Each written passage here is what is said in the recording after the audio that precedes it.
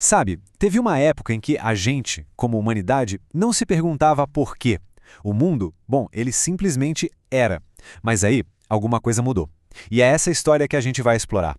A história de como aprendemos a questionar absolutamente tudo e demos o pontapé inicial numa das maiores revoluções do pensamento humano, o nascimento da filosofia. Então, imagine só. Milhares de anos atrás, uma mudança assim radical começou a acontecer. Sabe aquelas explicações antigas sobre o universo?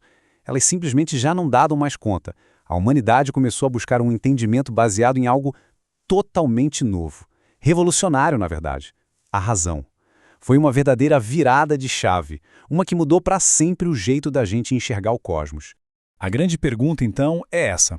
Como é que a gente saiu de um mundo que era todo explicado por deuses, por heróis, para um mundo que pedia argumentos e evidências? Que caminho foi esse que nos levou para essa nova forma de pensar? É isso que a gente vai descobrir agora.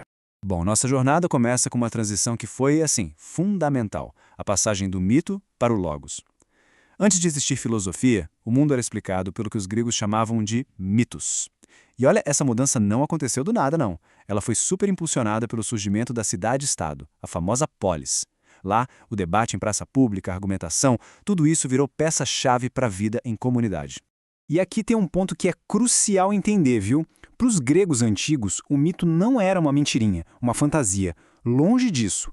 Era uma forma super legítima e poderosa de explicar a realidade. Era uma narrativa cheia de símbolos que dava sentido para tudo, tudo mesmo, desde a origem do universo até o motivo de o sol nascer todo santo dia. Esse pensamento mítico tinha umas características bem claras, né? Era uma narrativa, se baseava na autoridade da tradição, que ninguém questionava, e o principal, não era crítico. A explicação não tinha que ser provada, era só para ser aceita. Por exemplo, um trovão? Isso não era um fenômeno do tempo, não. Era claramente a fúria de Zeus se manifestando. Simples assim. E aí, em total oposição ao mito, surge o logos. A gente pode traduzir como razão ou discurso racional. O logos foi um divisor de águas no pensamento. Pensa bem. Enquanto o mito contava uma história, o logos exigia um argumento. Onde o mito se apoiava na tradição, o logos ia atrás de justificativas, de causas naturais para as coisas. Ok, mas para construir esses argumentos sólidos, essa nova maneira de pensar precisava de uma ferramenta, certo? E que ferramenta foi essa? A lógica. Um sistema para organizar o raciocínio do jeito certo. E quem sistematizou isso de forma brilhante foi ninguém menos que Aristóteles. Dá para pensar na lógica como se fosse o sistema operacional do pensamento racional. É uma boa analogia, porque ela não está tão preocupada com o que a gente está dizendo, mas sim em como o argumento está montado, está estruturado. A pergunta principal da lógica não é essa conclusão é verdade, mas sim essa conclusão faz sentido a partir do que foi dito antes? E a estrutura mais famosa dessa lógica do Aristóteles é o silogismo. É basicamente um argumento em 3 passinhos. Se as 2 primeiras afirmações, as premissas, forem verdadeiras, a conclusão, bom, ela tem que ser verdadeira também, não tem para onde correr. A validade do argumento vem toda da estrutura, que garante que uma coisa leve a outra de forma lógica. Então, com essa ferramenta nova e poderosa nas mãos, o pensamento racional, uau, ele floresceu. E floresceu com força total em um lugar específico, a cidade de Atenas. Foi ali que surgiram 3 gigantes, 3 nomes que mudaram para sempre os rumos do pensamento no Ocidente. O primeiro deles, Sócrates. E com aquela frase icônica, ele simplesmente virou a filosofia de ponta cabeça. Em vez de ficar só olhando para as estrelas, para o cosmos, Sócrates virou o holofote para dentro, para as grandes questões humanas. O que é justiça, o que é virtude, o que afinal é o conhecimento. Mas o Sócrates não era do tipo que dava a resposta de bandeja, não. Ele era conhecido como o moscardo de Atenas, sabe? Aquele que fica ali incomodando todo mundo com perguntas. O método dele, a maiêutica, que significa tipo a arte de parir ideias, era um diálogo que forçava a pessoa a olhar para as próprias crenças, a questionar tudo até que ela mesma chegasse ao conhecimento. E quem foi o aluno mais brilhante de Sócrates? Platão.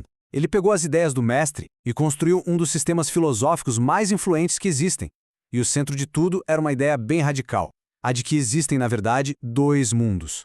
Funciona assim. Para Platão, este mundo que a gente vê e toca, o chamado mundo sensível, é só uma cópia. Uma cópia meio mal feita, uma sombra de um mundo superior. A realidade de verdade estaria no mundo interigível, um lugar de ideias, de formas perfeitas, eternas. Um lugar que a gente só consegue acessar com a razão e não com os nossos sentidos.